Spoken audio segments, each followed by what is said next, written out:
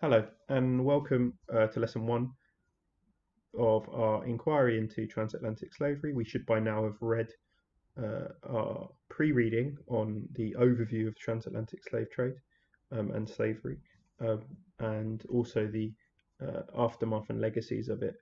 So we should by now have a bit of knowledge to build on when we ask today's title. Why choose British-Jamaican history between 1760 and 1870 as our coursework?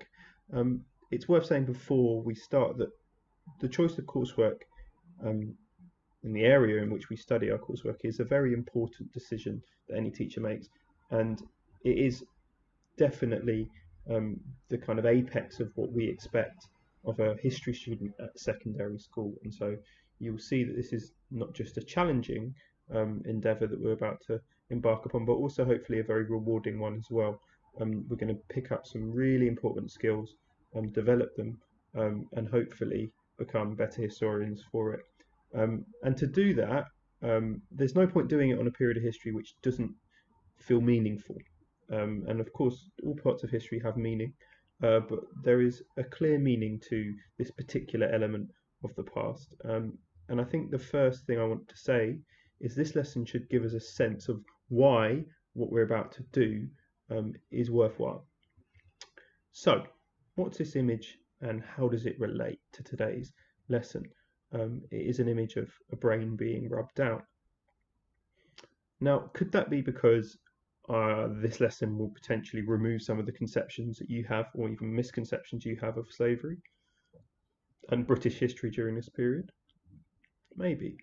Could it be that this has been potentially up to this point a brainwashing um, exercise in which we're potentially not aware of the true nature of British Jamaican history between this period, and potentially we're about to stop the rubbing out, so to speak. Again, could be.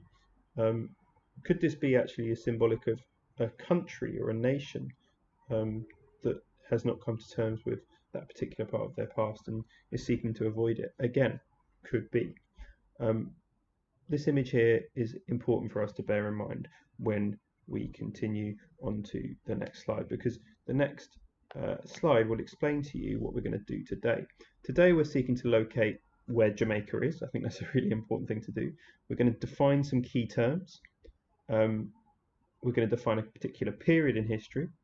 And we're then going to also talk about significance, because as I say, I want you to come out of today's lesson with a real clear sense of why we're studying this and why it's important to inquire into this particular moment of British history and global history. And effectively, the end of today's lesson, you're going to give me an answer to today's question, why we've chosen this. There are multiple answers you could give. So today's lesson is going to include some ideas, a bit of note taking, some reading, highlighting, and a little bit of writing.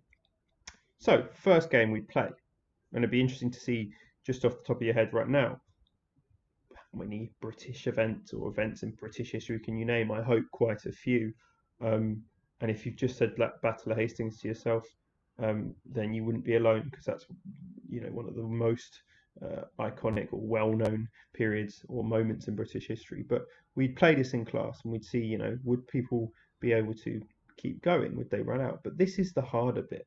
How many events in British history can you name between 1700 and 1900? Many of you are students who have studied Power Through Time, a long breadth paper of British history for your GCSE, which took you through 1,000 years. But how many of those events are actually in the period 1700 to 1900? And you remember this from our study. If we look here, we see all of these events here in medieval times that we looked at. We see some moments in Tudor England. We also see some moments in 19th century Britain and right up until the 20th century. Just notice here, between William and Anne and Chartism, you just have the period of aristocracy. We don't really, in that paper, look much at the period 1700 to 1900. And yet, some historians would argue there's some very important, significant moments to look at in that particular period. One historian that would argue that is a man called Michel Rolf-Trouillot. Now, Trouillot is someone we're going to look at again and again because he is not just a historian, but he's a theorist of history. So he has ideas about how histories are written and how histories are rewritten. His book, Silence in the Past, talks about this idea of a historical silence. Okay, and he says this in his book, Silence in the Past, any historical narrative is a bundle of silences. Now, what does that mean? Think about that to yourself. What does that mean? A bundle of silences. We go back to that particular diagram there. Trouillot would definitely identify a bundle of silences in the story of British history between 1700 and 1900. Now, you may want to think, therefore, about the British Empire, because as we talk about the British Empire, there's lots of words people associate with the British Empire. But people like Trouillot would argue that some of those words that are not associated with the British Empire are those silences. So one of the words that really comes to mind here is, of course, slavery. Now, the British Empire was responsible for slavery, but when we study British Empire, it's sometimes seen as separate from studying the history of slavery. Some other words you may have come up with, these are some words that people associate with the history of the British Empire. Some of them positive, some of them negative, some of them neither. But what words do people, the population, what we refer to as popular history, what the people of this country associate with the British Empire? Well, I'd like to look at this particular clip from David Cameron, because David Cameron answers this question, kind of sideways answers this question, when he answers a question around the British Empire, and he says there were some good bits and some less than good bits. Now, how typical do we think that answer is? And you can see the clip of this, by the way, in the PowerPoint. Do we think the British people in general agree with this sentiment? Well, here we've got some studies done in 2014 by YouGov, who are a polling agency, and they asked these questions. The first question they asked was, is the British Empire more something to be proud of or ashamed of? Okay, so the options here are, it's something to be more proud of, more than something to be ashamed of, or you don't really know. Do you think David Cameron's view here, a bit of both, would be reflective? Well, let's have a look. David Cameron was not actually out of step with the British public, because the British public in general think that the British Empire was something to be proud of. Equally, Empire's legacy. Do we think that countries were better off having been colonised by Britain? Again, a very controversial statement, you would think. It seems like nearly 50% of the British public agree with the statement that these countries were better off. So what's causing that? Now, Trouillot would argue that we are never as steeped in history as when we pretend not to be. But if we stop pretending, we may gain an understanding of what we lose in false innocence. Naivete, or being naive, is often an excuse for those who exercise power. For those upon whom that power is exercised, naivete is always a mistake. So, what do you think Trouillot could mean by this, when he's saying that we may pretend false ignorance? One could argue this is exactly what David Cameron is purporting to claim here, that there were some good things and some bad things, a kind of false innocence that Trouillot would probably charge him with. Whether we agree with him is a question, but one of the first things to say about Jamaica is, when we look at Jamaica, is, do we know where it is? If history is a kind of bundle of silences, we know Jamaica exists, but do we know where Jamaica is? And do we know the geography of Jamaica? Do we know the history of Jamaica? Because it's worth saying that Jamaica was the jewel, so to speak, or the kind of source of so much British wealth in the 18th century. So it seems bizarre if we wouldn't know where it was. Now, most of you probably know that Jamaica is somewhere around here. In fact, it's in the Caribbean, right? Would you know which one of these islands in the Caribbean it was? Is it the biggest? Is it this one here? Or any of these smaller ones? Is it that? Well, we should know actually that Cuba is the biggest island, and the Caribbean, and actually this island here that is now Haiti and Dominican Republic is far bigger than what Jamaica is. In fact, Jamaica is probably third or fourth smallest island, largest island in the Caribbean. Um, it's not that big. It's really not that big. Uh, and if we look at the major towns in Jamaica, this is Jamaica today, we see that even though there are significant, uh, cities in Jamaica, and it has a huge cultural importance in the world, Jamaica, in terms of the way in which we view Jamaica, its sport, its culture, its political thinking as well, particularly amongst left-wing political thinkers. We don't necessarily think of it as a small country, but it is. It's a very small island. Um, this is actually the first map you'll ever see of Jamaica. Um, this has been brilliantly archived online by Vincent Brown, a historian of the island. This is the first map the Europeans drew of Jamaica. It's probably not the first map of Jamaica. We know there were indigenous people that lived there who probably mapped it in different ways, but we, as a European colonizing force, this was the first map that was drawn of it, or one of the first anyway. This one here came about 100 years later. It's a bit more exact than that one, but it's still not much going for it. There is definitely, you can see here, some navigation lines, super important for boats and ships, telling us here that this was an island that was being explored, and we can see that the names of the places are in Spanish because the Spanish at that time were in control of the island. But let's look, are there any changes between these images? So in 1705 we see more details. We see here Ile de la Jamaïque. We see some French names here. The French are getting involved here as well, and we see far more detail in other islands around it, telling us that potentially this is a place that is being explored and maybe even exploited. So some changes are evolving. Now, 1720, this is only 15 years later, we see an explosion in the detail being provided in maps. Here in 1720, we see precincts, we see parishes, we see multiple what look like plantations being named, potentially. We see a key here of different towns, of churches, cotton workers. Here is a far more detailed map. And of course, this map is also in English, because the English are starting to become interested in this island. So we do see changes here from 1644, a time, by the way, in England, if you're wanting to think about what's going on in England at the time where Charles I is at war with his parliament during the Civil War, to 1705, a time where Britain now has, England is about to sign the Act of Union, and it is run by a Queen Anne, I think at this point, who's not died yet.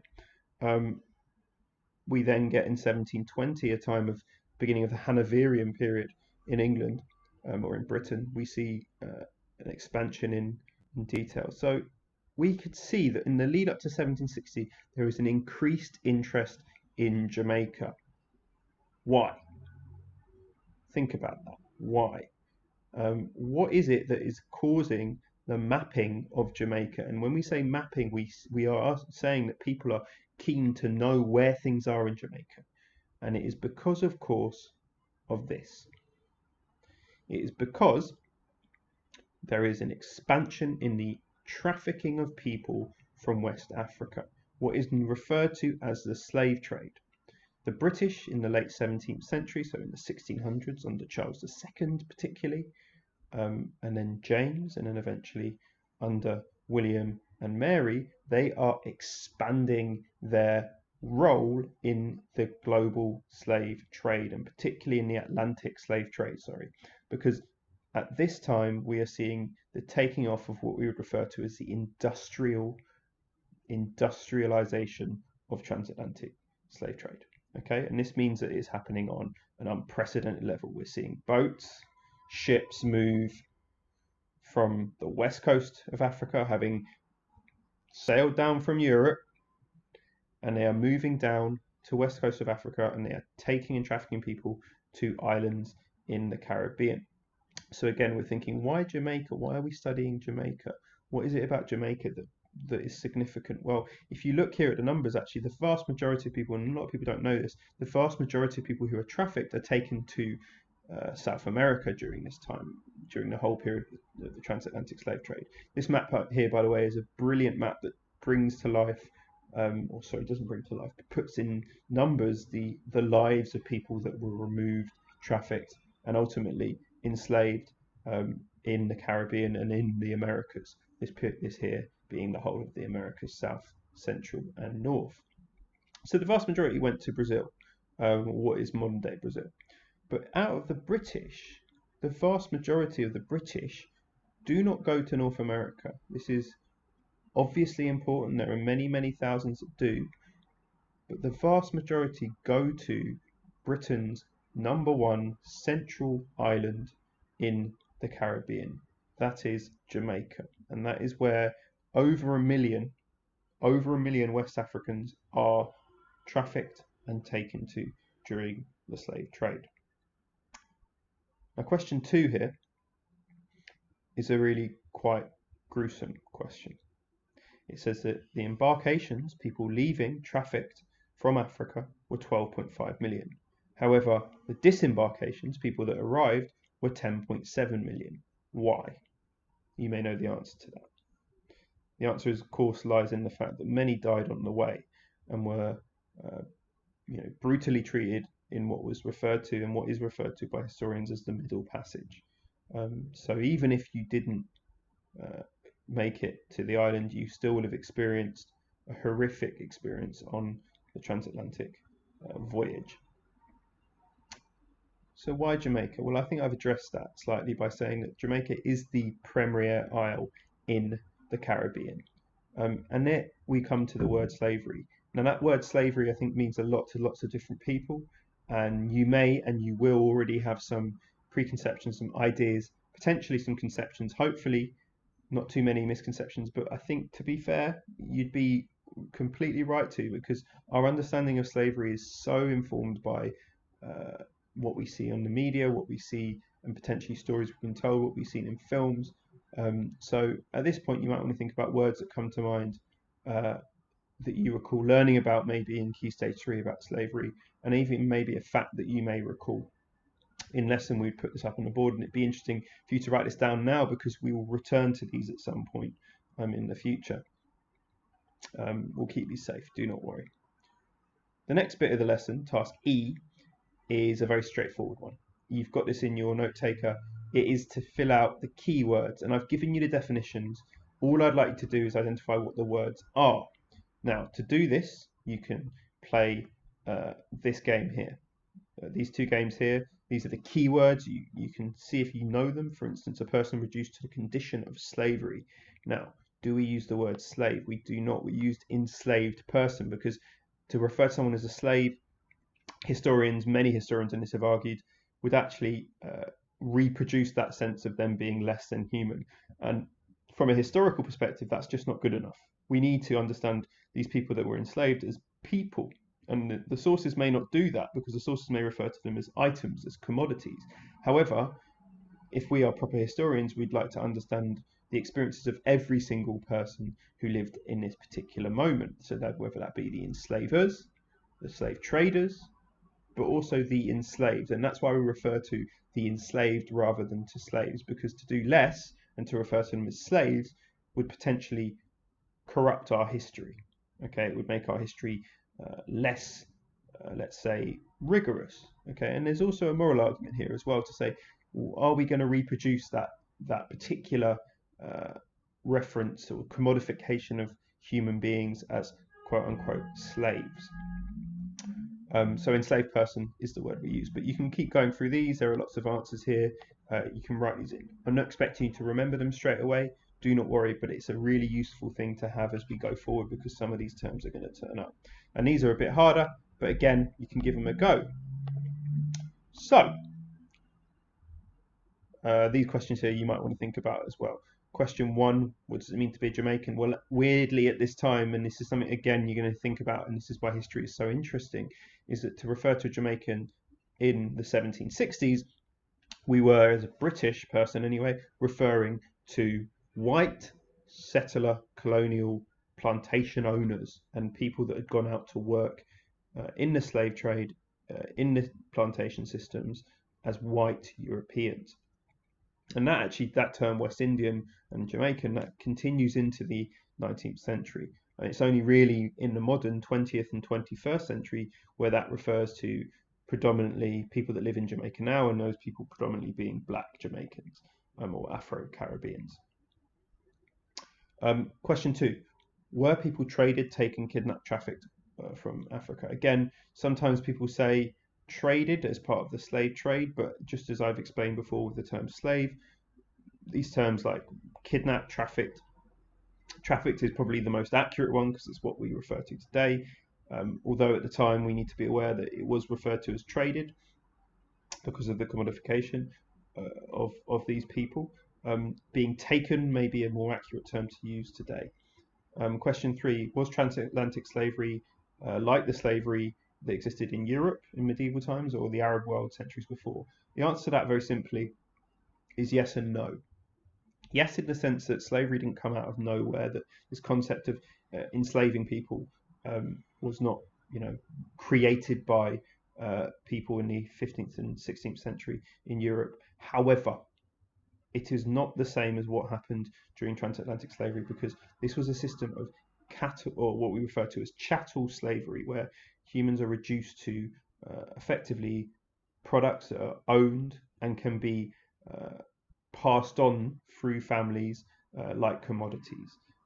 It's also worth bearing in mind that these people were trafficked to places beyond which they could ever return, and the prospect of emancipation was never provided to any of the enslaved Africans, particularly any of the enslaved Africans after the 18th century, the period we're looking at, 1760 onwards. And so we use the term here, very importantly, we use the term transatlantic slavery because we refer to it as a particular type of slavery. Yes, there are other slaveries that have existed and still exist today.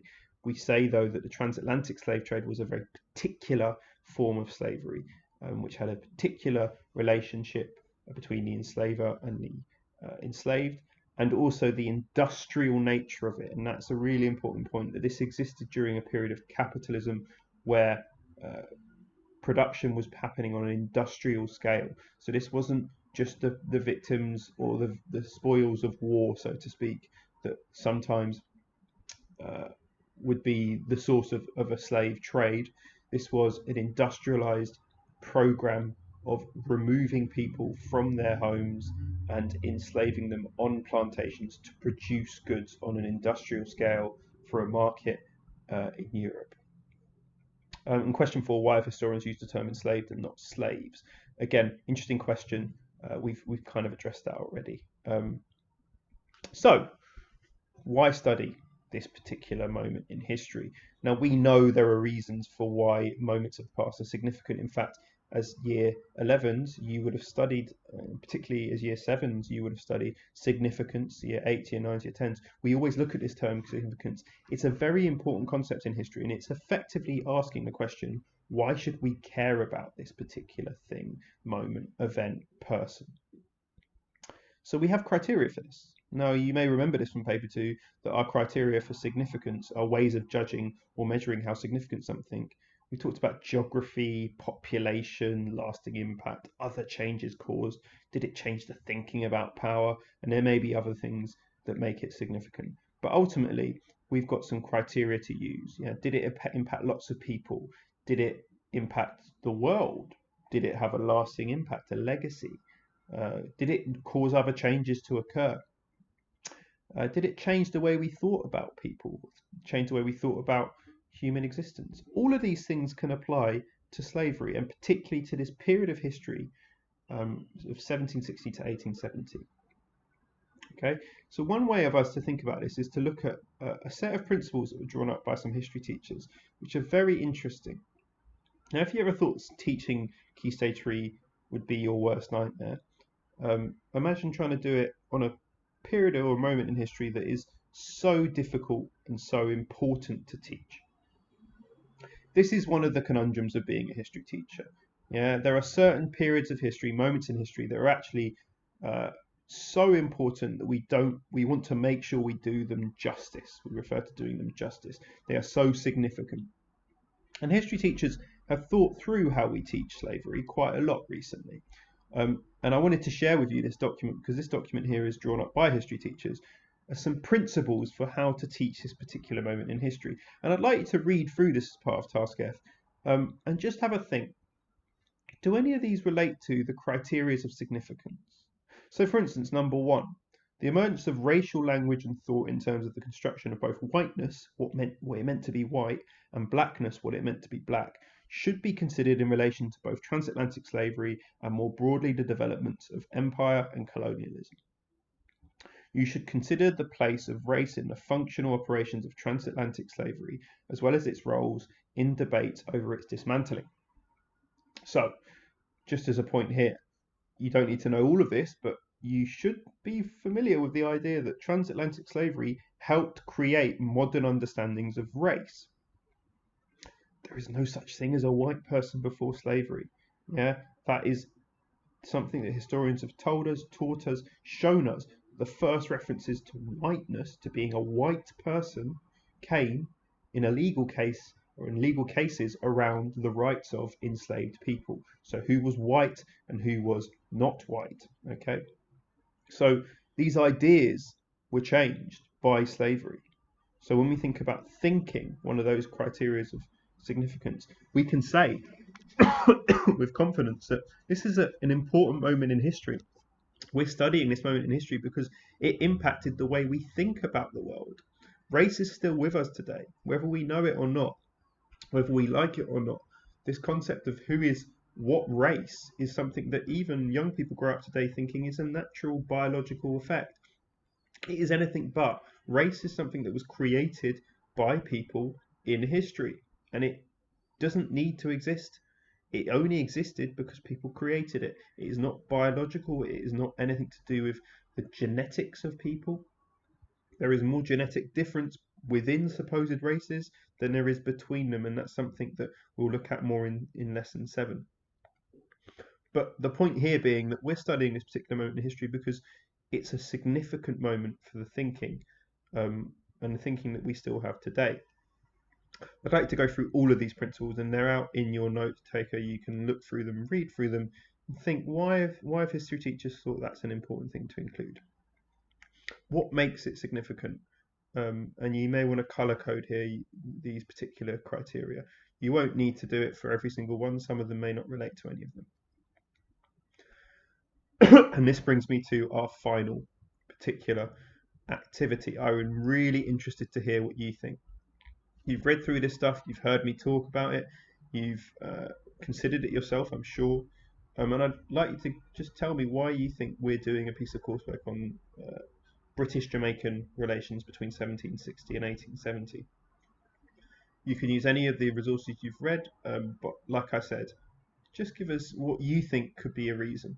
Because actually, like I said, with the coursework, it is really important that you have a sense of why we're studying what we're studying. Because there are going to be some moments where you're going to have to do a lot of reading, a lot of writing, a lot of thinking, and that thinking, that writing, that reading needs to be meaningful to you. So, looking forward to hearing what you have to say. Bye for now.